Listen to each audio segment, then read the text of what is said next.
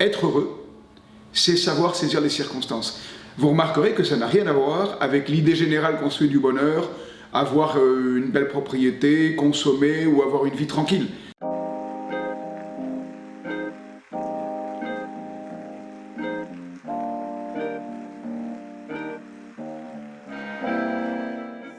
Est-ce que, selon vous, certaines sociétés sont plus heureuses que d'autres ? Je crois que la qualification de bonheur pour un pays n'a pas beaucoup de sens. En revanche, on peut dire qu'il y a des situations plus ou moins confortables économiquement. Et l'idée d'un bonheur qu'on puisse quantifier vient de la théorie économique en particulier. Et donc l'idée de qualifier un pays d'heureux est quelque chose qui ravale la notion de bonheur à certains facteurs qu'on peut calculer. Je crois qu'on est très très loin de ce que le sens du mot veut dire à l'origine.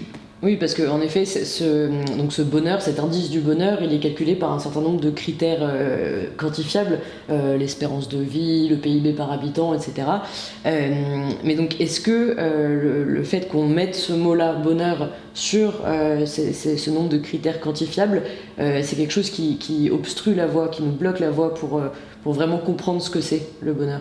Évidemment qu'il faut arriver à un minimum de confort, mais non pas pour s'y épuiser et pour s'en suffire.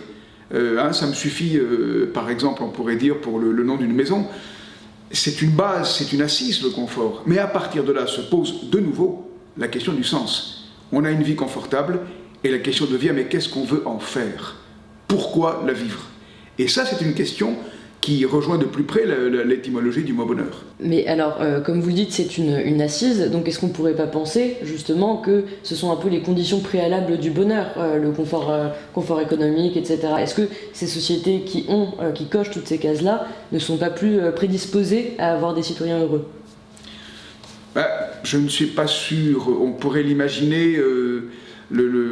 Aristote dit qu'on ne peut commencer à réfléchir vraiment qu'à partir du moment où on jouit d'un minimum de confort. Il n'a sans doute pas tort, mais il est intéressant d'avoir à l'esprit une affirmation comme celle de Nietzsche, qui dit au contraire que la maladie est une source de prise de conscience et de réflexion de fond. Autrement dit, il n'est pas sûr qu'on ne réfléchisse que sur la base d'un confort préalablement acquis. Il est évident qu'un manque total de confort, sans aucun doute, épuise, mais qu'un léger manque de confort attise notre goût de comprendre ce que nous faisons, pourquoi nous faisons ce que nous faisons, et de prioriser ce que nous avons à faire dans notre existence, c'est quelque chose qui là commence à faire sens.